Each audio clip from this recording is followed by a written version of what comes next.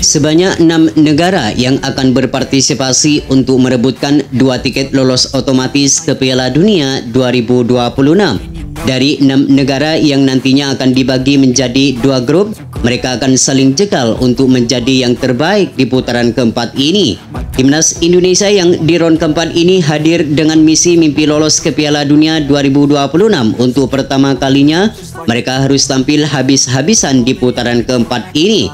Berbagai persiapan harus disiapkan untuk menjalin chemistry yang lebih baik semua antar pemain. Kekalahan 6-0 atas timnas Jepang kemarin harus dijadikan pembelajaran agar timnas Indonesia lebih bekerja keras dan mengevaluasi beberapa kesalahan. Beberapa lini seperti lini tengah dan lini serang harus ditambah pemain baru agar kedalaman timnas Indonesia semakin kuat di semua lini. Erick Thohir selaku Ketua Umum PSSI harus segera memproses beberapa pemain yang dikabarkan bergabung dengan skuad Merah Putih.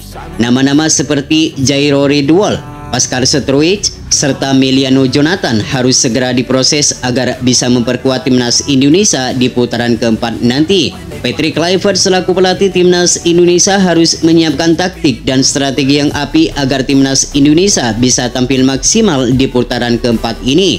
Beberapa kesalahan yang dilakukan di laga-laga sebelumnya harus segera dievaluasi agar bisa meraih kemenangan penuh di setiap pertandingan di putaran keempat nanti. Lantas bagaimanakah Patrick Kluivert meramu strateginya jika Jairo Ridwal, Pascal Stroic, serta Meliano Jonathan bergabung dengan skuad Garuda?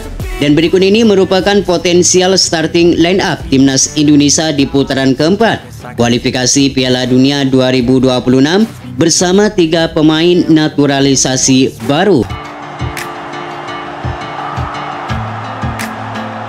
Di sektor penjaga gawang, Patrick Kluivert mempunyai 2 pemain andalan, yakni Martin Paes dan Emil Audero Mulyadi. Namun di posisi ini nampaknya Emil Audero akan kembali menjadi pilihan utama bagi skuad Merah Putih di putaran keempat ini.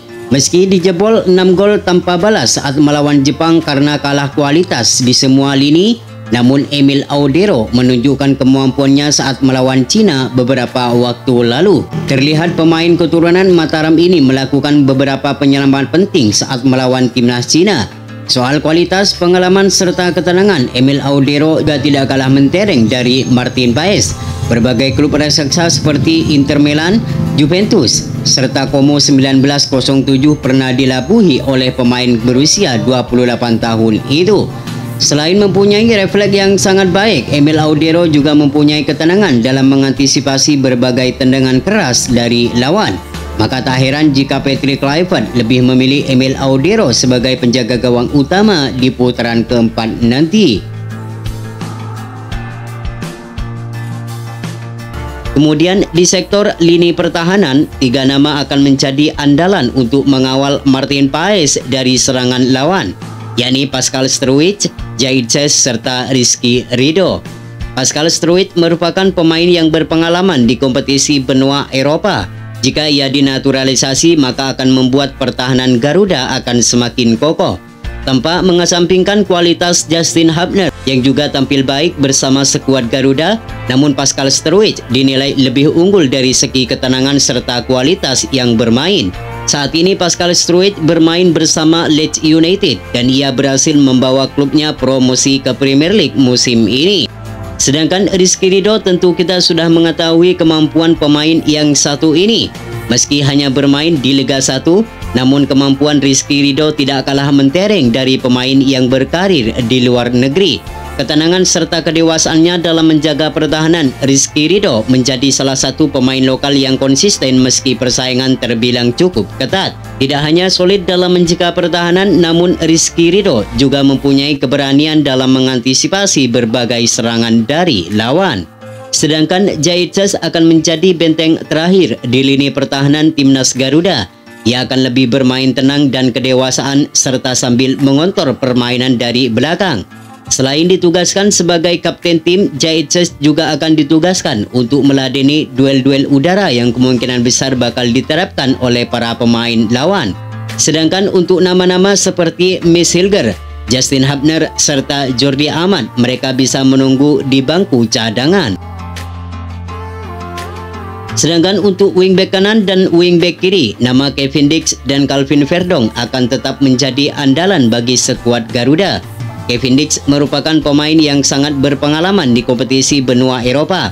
Kecepatan serta kekuatan fisik yang selalu menjadi andalannya akan menjadi nilai tambahan bagi skuad Merah Putih. Selain kuat menjaga pertahanan, Kevin Dix juga mempunyai kualitas umpan yang akurat yang akan memanjakan para pemain yang berada di pertahanan lawan. Sedangkan Calvin Verdong tentu kita sudah mengetahui kualitas pemain asal NEC Nijmegen ini. Sejak debut dengan timnas Indonesia, Calvin Verdong selalu konsisten dalam penampilannya. Ketenangan serta kepiawaiannya dalam menjaga pertahanan kerap kali merepotkan para pemain lawan. Terlihat seringkali Calvin Verdong menggagalkan berbagai serangan dari lawan. Tidak hanya solid dalam menjaga pertahanan, Calvin Verdong juga jago membantu penyerang dan merepotkan pertahanan lawan. Sementara untuk sektor lini tengah, nama Joy Pelopesi dan Tom Hayi akan menjadi andalan bagi skuad Merah Putih. Joy Pelopesi akan menjadi gelandang pemutus serangan lawan sebelum masuk ke pertahanan Garuda. Sedangkan Tom Hayi akan menjadi motor serangan Garuda di lini tengah. Tom Hayi akan mengatur ritme permainan dan menjadi kreator serangan untuk memberikan umpan manis kepada para pemain yang berada di lini depan. Jika Jairo Ridwell bergabung bersama timnas Indonesia, ia bisa masuk dari bangku cadangan di babak kedua. Sedangkan di sektor lini serang, 3 nama akan menjadi andalan bagi Patrick Kluivert. Nama Emiliano Jonathan sebagai penyerang kanan, Ragnar Oratmangun sebagai penyerang kiri, dan Ole Romeni sebagai penyerang tengah atau ujung tombak. Jika Emiliano bergabung bersama timnas Indonesia, maka ini akan menambah kekuatan di sektor lini serang Garuda. Perlu kita ketahui pemain ini mempunyai kecepatan serta mempunyai permainan yang mirip dengan legenda Belanda yaitu Arjen Robben. Selain bisa bermain di sisi sayap kanan, Emiliano Jonathan juga bisa bermain sebagai gelandang serang yang bisa menjadi nilai tambahan bagi skuad Garuda. Selain Emiliano, di posisi ini juga ada Marcelino Ferdinand serta Yakob Sayuri yang bisa dimasukkan jika Emiliano Jonathan mengalami cedera atau kewalahan. Sedangkan Ragnar Oratmangun akan menjadi andalan di lini serang sebagian kiri. Ragnar mempunyai kecepatan serta mempunyai semangat yang tinggi ketika bermain. Absennya di 2 laga saat melawan Cina dan Jepang akan menjadi tantangan tersendiri untuk kembali membuktikan kemampuannya di putaran keempat nanti. Sedangkan Ole Romeni tentu kita sudah mengetahui kemampuan pemain asal Oxford United ini. Ia melakoni 4 laga dengan mencatatkan 3 gol bagi skuad Merah Putih. Selain mempunyai naluri gol yang tinggi, Ole Romeni juga mempunyai skill serta kecepatan yang selalu merepotkan pertahanan lawan. Maka tak heran jika pemain ini selalu menjadi andalan di lini serang Garuda setiap pertandingannya.